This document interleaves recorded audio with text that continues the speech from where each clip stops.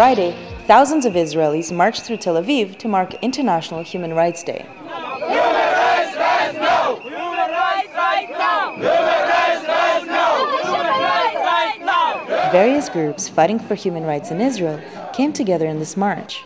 They included African refugees, right-wing communities, and the global Occupy movement.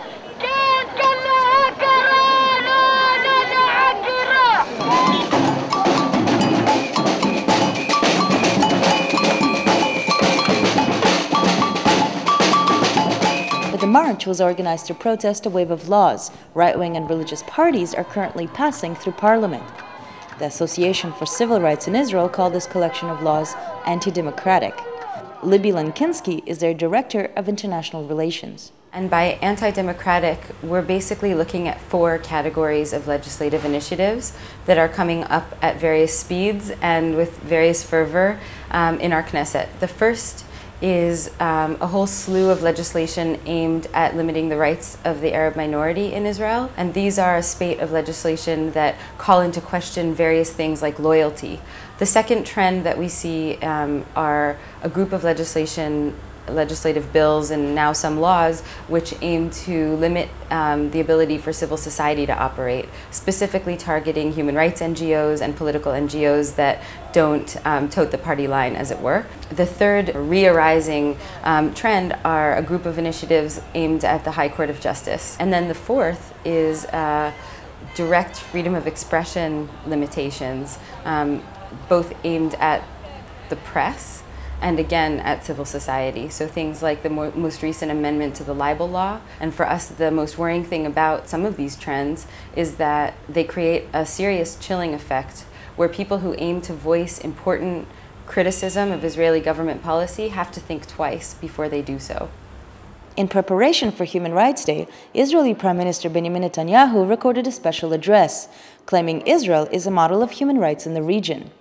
Specifically, Netanyahu outlined the right to protest, comparing the social justice movement of the summer to the Arab Spring. We're proud to be a country that is governed by laws, not men, where protests in town squares is a way of life. It's not a sign of revolution. People go to the squares, they give voice to whatever protests and grievances they have. They do it on the internet, they do it in the newspapers, they do it on television, they do it in our parliament, the Knesset, in a robust, dynamic and free way that is an example for the entire democratic world. While the Human Rights March was held in Tel Aviv, an hour away in the West Bank, dozens of Palestinian villages were holding their weekly nonviolent demonstrations.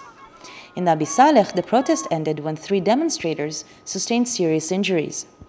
Mustafa Tamimi is a 28-year-old resident of the village. He was shot at close range with a high-velocity tear gas canister by a soldier from a military jeep. The army then delayed the ambulance, and Tamimi died from his injuries the next day.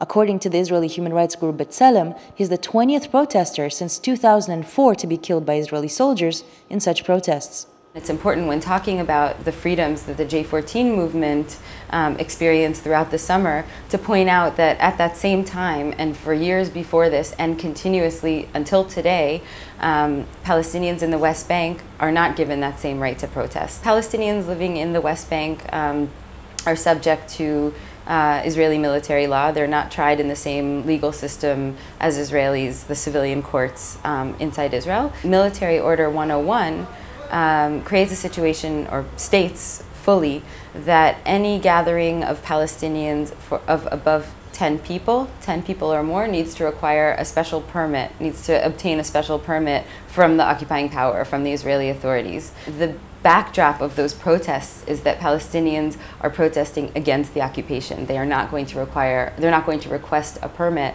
from the occupier in order to do those protests. So ostensibly, Military Order 101 creates a situation in which every protest in the occupied territories of Palestinians is illegal.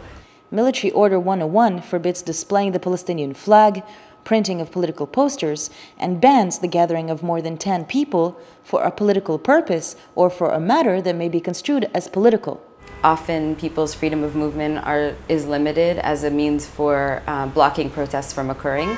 So either by putting into place closed military zones around the specific areas that protests are taking place, or simply blocking cars from arriving at the protest site. Another way is through excessive use of force in crowd dispersal. Often protests which haven't even started yet are already dispersed. The villages of Bilin and Nialin were declared closed military zones semi-permanently every Friday from 8 a.m. to 8 p.m. So it's clear that that's being used in order to limit the possibility of protests from happening. We see a lot of misuse of weapons. For example, shooting projectile tear gas canisters directly at protesters instead of in an arc fashion, which is how they're meant to be used.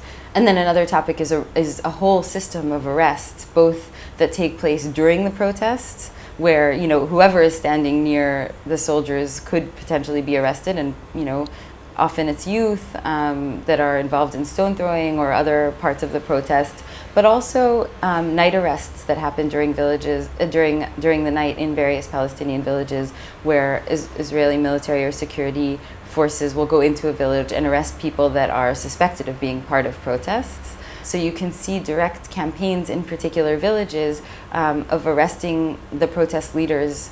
The difference between the Israeli and Palestinian right to protest was especially evident during the summer social justice movement, known as the July 14th or the Israeli summer.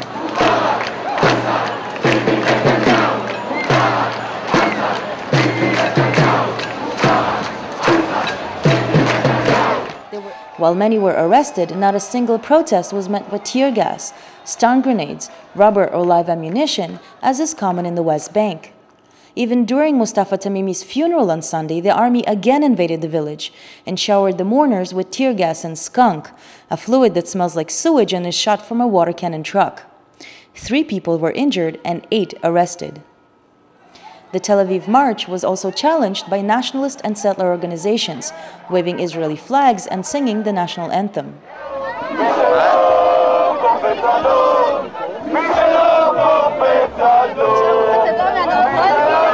Hanin Zouabi is a member of the Israeli parliament. Her parliamentary privileges were revoked because she participated in the Freedom Flotilla humanitarian aid convoy to Gaza in 2010.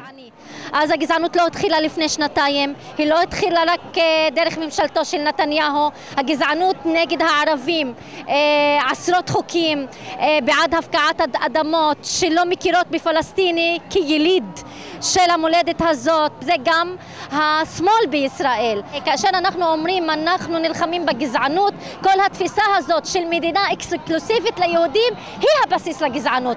ההתעוררות הזאת היא התעוררות חלקית, ואני חושבת שהיא לא יכולה, עד עכשיו, היא לא יכולה להציג אלטרנטיבה חזקה ואמיתית לגזענות. In a form of political satire, anti-racist protesters dressed up as the KKK, as politicians and tycoons.